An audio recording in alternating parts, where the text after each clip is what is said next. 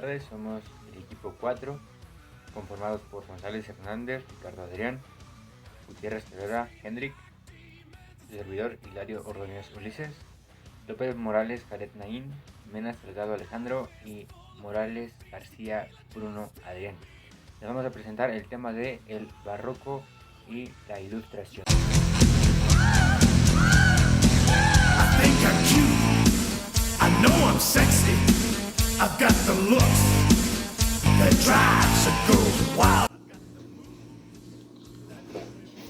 La ubicación espacio-temporal del barroco.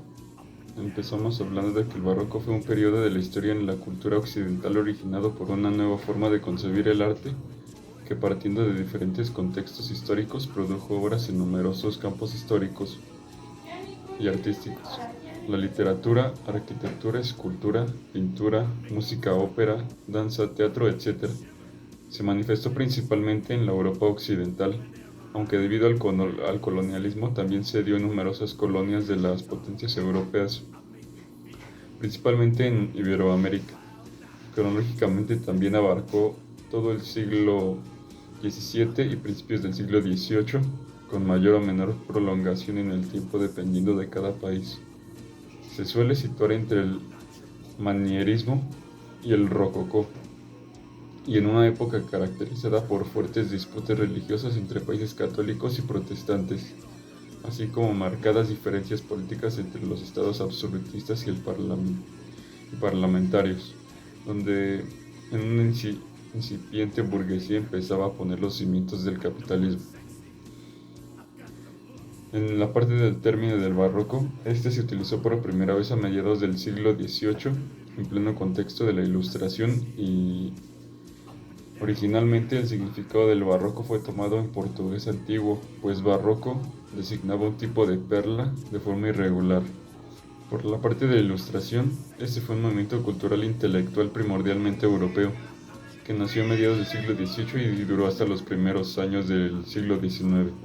Fue especialmente activo en países como Inglaterra, Francia y Alemania, inspirando así cambios culturales y sociales, y uno de los más drásticos fue la Revolución Francesa. Se denominó de este modo por su declarada finalidad de disipar las tinieblas de la ignorancia de la humanidad mediante las luces del conocimiento y la razón. Existió también una importante ilustración española e hispánica, la de la escuela universalista, aunque más científica y humanística que política. En el siglo XVIII es conocido por estos motivos como el siglo de las luces y del asentamiento de la fe en el progreso. Importantes ideas como la búsqueda de la felicidad, la soberanía de la razón y la evidencia de los sentidos como fuentes primarias del aprendizaje nacieron durante esta época. Ideales tales como la libertad, igualdad, el progreso, tolerancia, la fraternidad, el gobierno constitucional y la separación iglesia-estado tienen un nacimiento también en esta época. Los pensadores de la Ilustración sostenían que el conocimiento humano podía combatir la ignorancia, la superstición y la tiranía para construir un mundo mejor. La Ilustración tuvo una gran influencia en aspectos científicos, económicos, políticos y sociales de la época. Este tipo de pensamiento se expandió en la población, así como por los hombres de letras, pensadores y escritores que creaban nuevas formas de entender la realidad y la vida actual.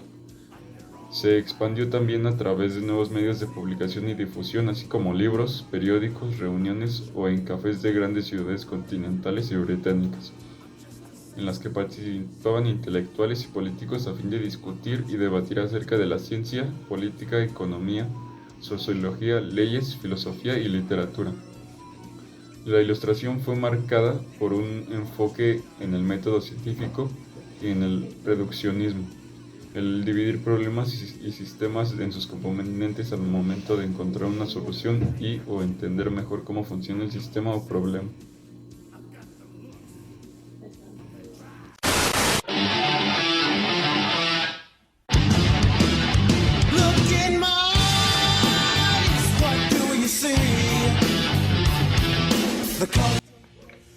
Monarquía absoluta.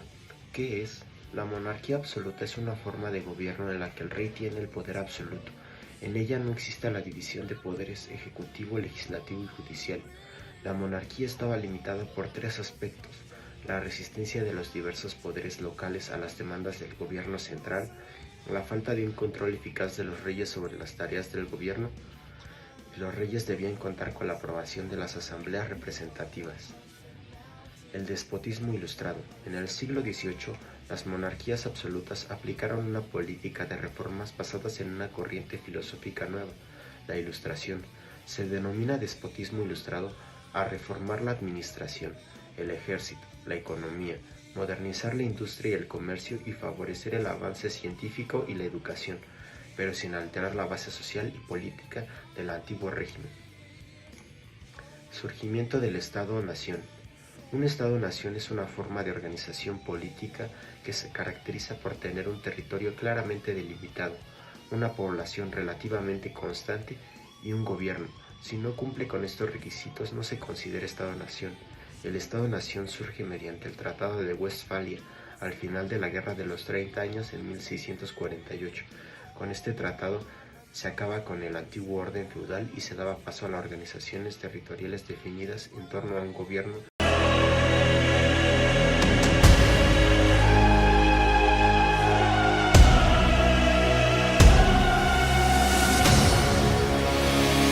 Les voy a hablar sobre la plástica del barroco.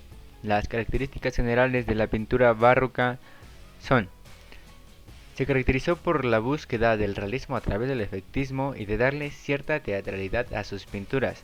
Es poner en las pinturas escenas de lo que se vivía en la vida real en aquellos tiempos, de lo que vivían en las casas en aquellos tiempos.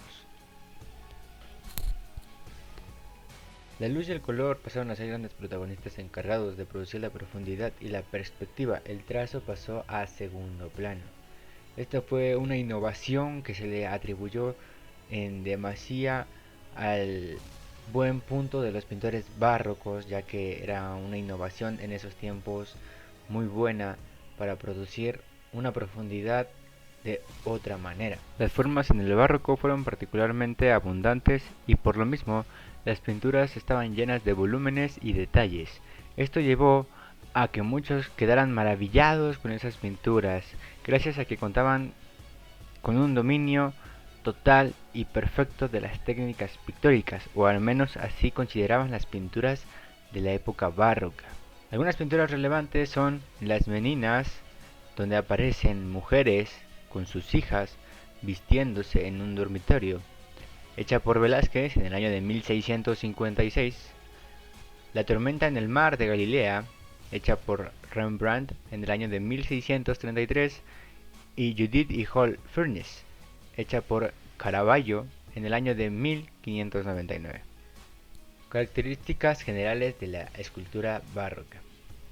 La escultura adquirió una personalidad expresiva, ornamental y dinámica, decorando los edificios religiosos, palacios y espacios públicos. Hoy en día podemos ver a lo largo del mundo que ciertas esculturas de diferentes animales o incluso personas adornan lo que son las catedrales principalmente.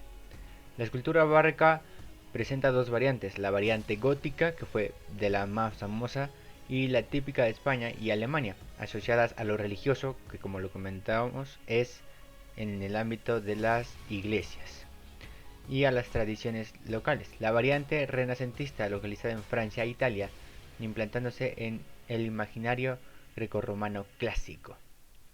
Una de sus principales manifestaciones es la estatuaria como ornamento de espacios arquitectónicos, como una decoración, tanto interiores como exteriores. En las iglesias se les puede ver tanto por fuera adornando la fachada como por dentro adornando todo el interior.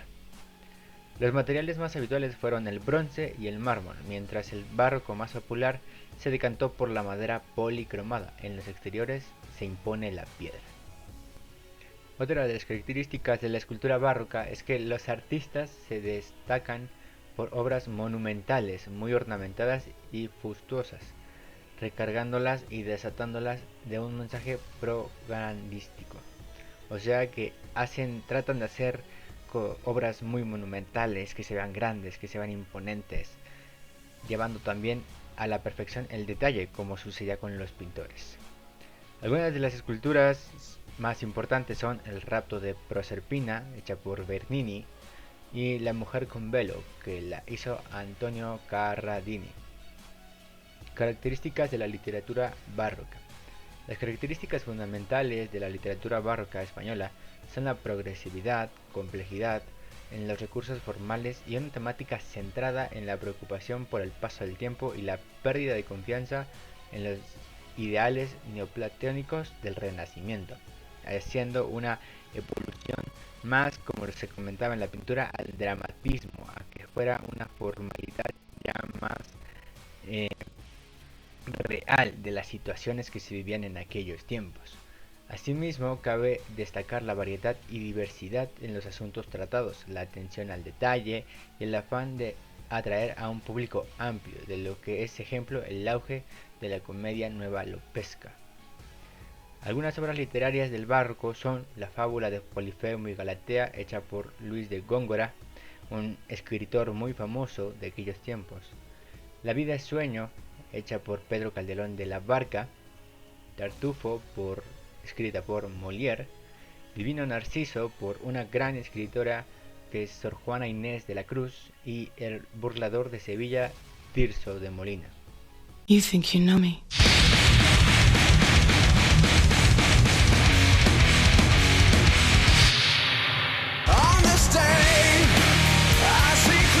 Yo les voy a hablar del siglo de las luces, o la ilustración. Este siglo se le llama el siglo de la luz porque simbolizaba a la luz y la claridad del conocimiento y la razón que suplantaban las oscuras tinieblas de una humanidad considerada ignorante en la época. Este fue un movimiento literario, político, científico y filosófico que se llevó a cabo por toda Europa hasta en las colonias durante el siglo XVIII.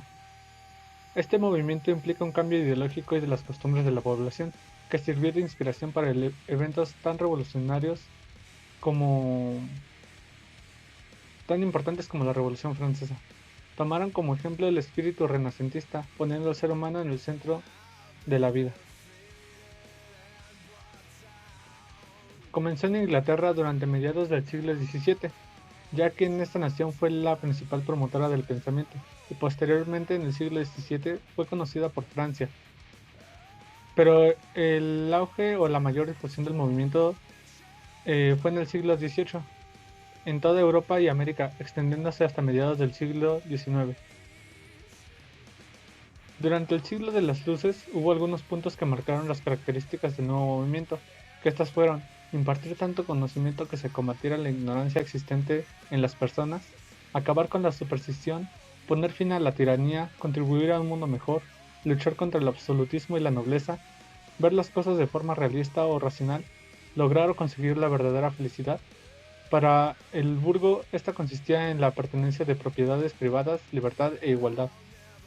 También estaba a promover el laicismo en la humanidad y a financiar el optimismo de la gente por medio de la historia y literatura, implementando el pensamiento, la idea de que con el pasar del tiempo el hombre se llenaría de conocimiento y lograría así desarrollar una sociedad perfecta o población paradisíaca.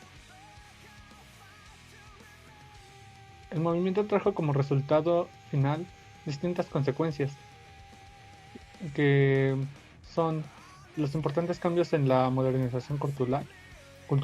Gracias al buen uso del conocimiento y la razón de la época, surgieron algunos de los inventos más importantes, como el pararrayos y la máquina de vapor, el desarrollo de la enciclopedia, formato de texto que predominaría la vida intelectual de la época, la posición y pérdida de poder que tenía la Iglesia, el laico o el ateísmo, la fe en la razón superaba cualquier tipo de creencia en Dios, también la aceptación de diferentes religiones, la inclusión de las mujeres en este tipo de movimientos, puesto que inicialmente solo a los hombres les correspondía la responsabilidad de iluminar y participar en las diferentes asambleas y reuniones. Y por último, las ideas de los ilustrados dieron pie al comienzo de grandes conflictos armados como la Revolución Francesa y la Guerra de Independencia de los Estados Unidos. Por mi parte, eso es todo.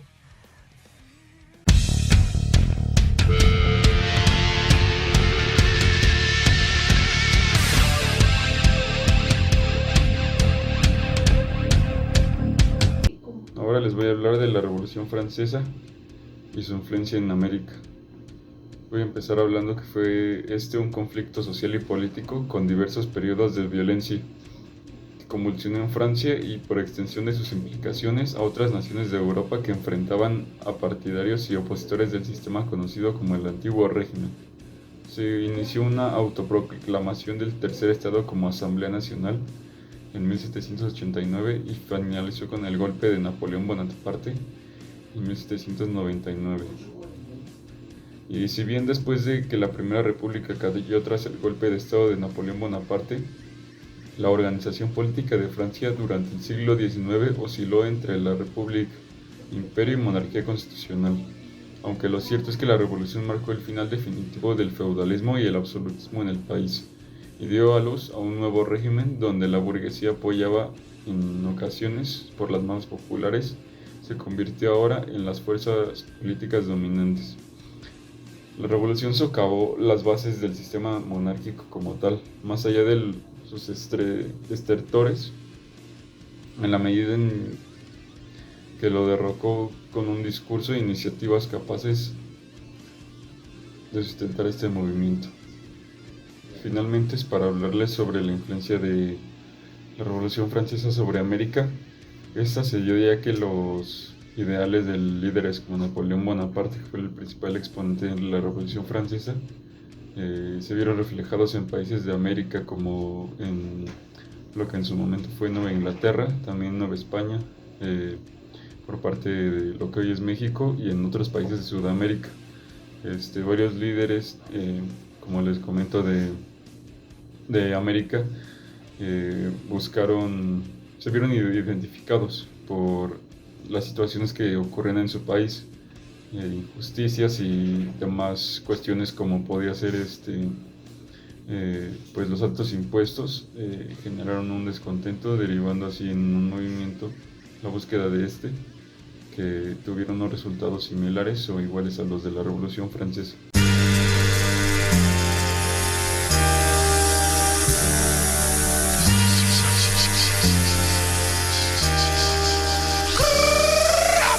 Podemos decir que el arte neoclásico son la pureza de líneas y la búsqueda de orden y armonía. Es el arte del siglo de las revoluciones, ¿no? El pensamiento ilustrado, el pensamiento ilustrado fue como el neoclásico, como en el arte neoclásico, apartaba todo lo que fuera religión y lo dejaba literalmente en el hombre y en la ciencia, ¿no? Le daba un sentido más científico al aspecto de cualquier cosa que hacían, esa es su mentalidad, y dejaban de lado cualquier cosa de religión, ¿no? El epicentro de este arte fue en Francia y fue un poquito más europeo, digámoslo así, en algún aspecto, ¿no? Y algunas de sus características es que es un arte comprendido con la problemática de su tiempo. La ciudad donde se enfocaba, bueno, las ciudades donde estaba este tipo de pensamiento, era funcional y se desarrollaba socialmente. Era muy bueno este pensamiento y ya no había tantos dilemas, ¿no?, como en anteriores años.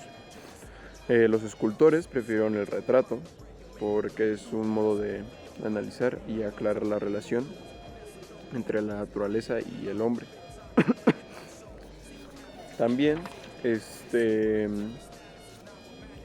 el arte neoclásico sirvió para principio de correspondencia de la forma en la función estética, en la arquitectura y en el estudio de resistencia de los materiales, en artes figurativas, que es la base de todo dibujo.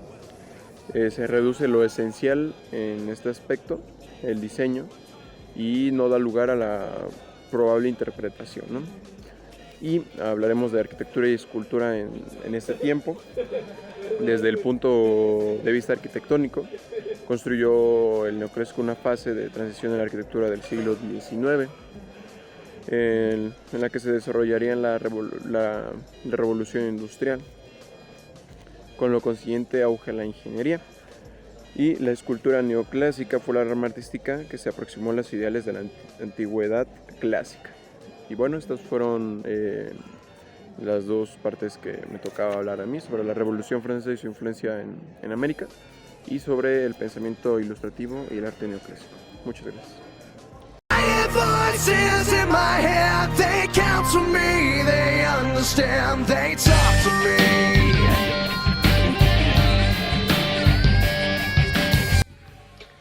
La economía novohispana. En el plano económico, en el Virreinato de Nueva España obtuvo especial relevancia la minería y el comercio. El descubrimiento de numerosos yacimientos mineros captó la atención de la corona, que se dispuso a explotarlos. Estas minas se nutrieron de pobladores locales, que buscaban una mejora de su calidad de vida. De estos yacimientos se extraían materiales tales como oro, plata, cobre y hierro. Estructura sociopolítica novohispana. La organización política de pueblos, ciudades, cabildos indígenas y ayuntamientos estaba conformada por el virrey, la audiencia, el corregidor y cabildos. El gobierno español organizó las formas de gobierno de la Nueva España de manera clara. El virrey era la autoridad mayor como representante del rey. Las audiencias, integradas por 3 jueces, cada una vigilaban sus actos y los sustituían cuando hacía falta. A nivel local, los corregidores se encargaban de administrar las diferentes provincias en representación del virrey y de cobrar el atributo. Se encargaban de defender los derechos de los vecinos. Time to play the game. Time to play the game. Por último, vamos con los rasgos relevantes del barroco novohispano y la génesis del neoclásico en México. En cuanto al barroco novohispano, este nos comparte con el barroco europeo sus características principales, entre ellas ornamentación abundante, efectismo, tensión, dinamismo y tenebrismo, como por ejemplo es el claro oscuro del alto contraste. Sin embargo, también desarrolló características propias. Los principales son iconografía del mundo, la diversidad de las técnicas, recursos y estilos de una región a otra, decorativismo suntuoso, monumentalidad y por último carácter urbano, aristocrático y criollo. El barroco novohispano fue un estilo homogéneo y en cada región adoptó a las posibilidades materiales así como la mentalidad de la sociedad colonial. Por ello se dio una gran diversidad de técnicas, recursos y temas para decorar fachadas e interiores. Por ejemplo, en cuanto a la arquitectura, la permanente amenaza de sismos, deslizamientos y hundimientos. Esto obligó al uso de materiales constructivos livianos y económicos. El neoclásico fue en México una expresión de las clases sociales altas y cultas, siendo así el último asentamiento de las fuerzas dominantes del fin del colonialismo. Aceptar el arte neoclásico significó aceptar lo moderno. Así, neoclásico significa aceptar lo moderno y envolviéndose en un presente en el que aún se deseaba ligarse al viejo continente. Por medio de las artes, la pintura, escultura y grabado se buscó la forma de cambiar el perfil de la sociedad, mientras que la arquitectura fue el verdadero reflejo de la situación concreta de la sociedad de la que surgía. El desarrollo del neoclásico en México empezó a dar sus primeros pasos con la creación del Paseo de Bucareli y otras como el Castillo de Chapultepec. También podemos mencionar la fundación de la Academia de San Carlos y la ola de impartir cátedra. El auge de la academia fue durante los siglos XVIII y XIX, ya que el punto de partida de casi toda la pintura, escultura y dibujo en México. Sin embargo, la época más representativa del neoclasismo en México se da en el periodo de Porfirio Díaz, donde se desarrollan obras de gran contenido neoclásico. Por último, como ejemplo, tenemos el Palacio de Minería, el cual es uno de los edificios más representativos de la Ciudad de México, y esta representa la obra maestra del estilo arquitectónico neoclásico, lo cual su construcción llevó 16 años. Debido a sus diferentes patios y escalinatas se pueden apreciar la belleza de su diseño por el arquitecto Manuel Tolsá, para albergar en el Real Seminario de Minería, lo cual su función fue formar académicos. If you smell what the rock is cooking. Como conclusión, el barroco y la ilustración forman parte de un gran cambio a nivel mundial, dieron una gran pauta a abrir nuevas fronteras, tanto en la arquitectura como en la pintura. Se crearon nuevas formas de gobernación que incluso en algunos países en el mundo actualmente que siguen con ese tipo de gobernación.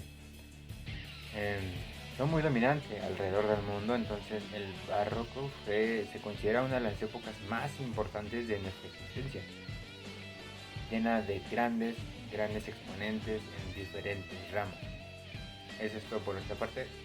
Gracias.